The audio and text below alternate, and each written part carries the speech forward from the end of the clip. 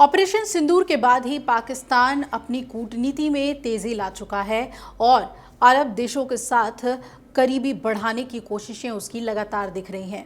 आपको बता दें कि सऊदी अरब और पाकिस्तान के बीच नेटो की तरह एक सैन्य समझौते पर हस्ताक्षर हुए हैं।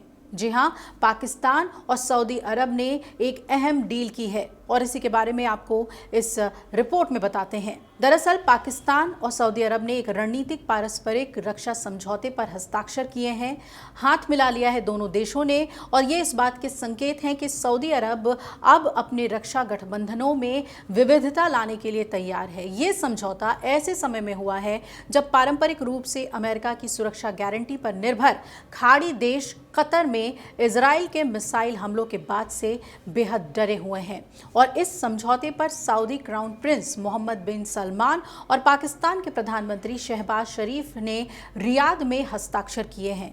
शहबाज शरीफ इस समय रियाद के दौरे पर हैं और आपको बता दें कि इस समझौते से भारत की टेंशन बढ़ सकती है, क्योंकि इसमें यह कहा गया है कि सऊदी अरब या पाकिस्तान में किसी एक पर हमला दोनों के खिलाफ हमला माना जाएगा।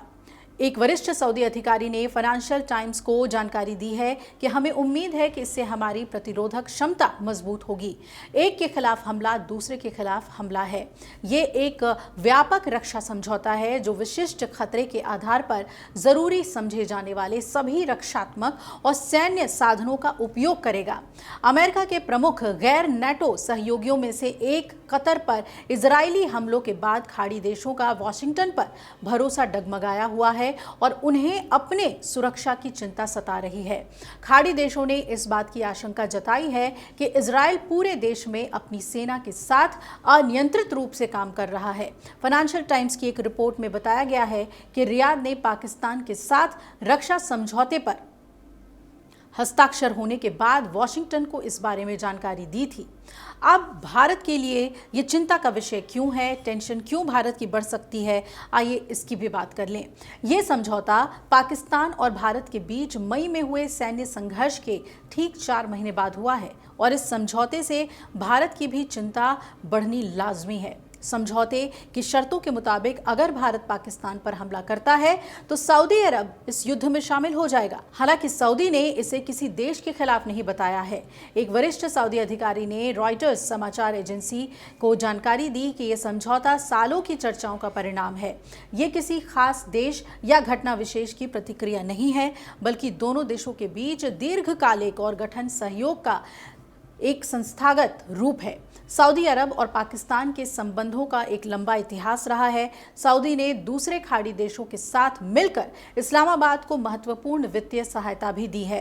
रियाद और इस्लामाबाद दशकों से एक मजबूत रक्षा साझेदारी का इतिहास रखते हैं। पाकिस्तान के पूर्व सेना प्रमुख रियाद में सऊदी नेतृत्व वाले आतंकवाद रोधी बल की कमान संभालते रहे हैं और ये समझौता कतर की राजधानी दोहा में इजराइल के हमले के ठीक 1 हफ्ते के बाद हुआ है, जिससे हमास नेताओं को निशाना बनाया गया था, जहां किसी ने ये सोचा नहीं था कि कतर पर इजराइल हमला कर देगा। और ये हमला अमेरिकी मंजूरी के साथ हुआ था, जिससे खाड़ी देशों जैसे सऊदी अरब, कतर और यूएई में अमेरिकी विश्वसनीयता पर सवाल उठ खड़े हुए हैं।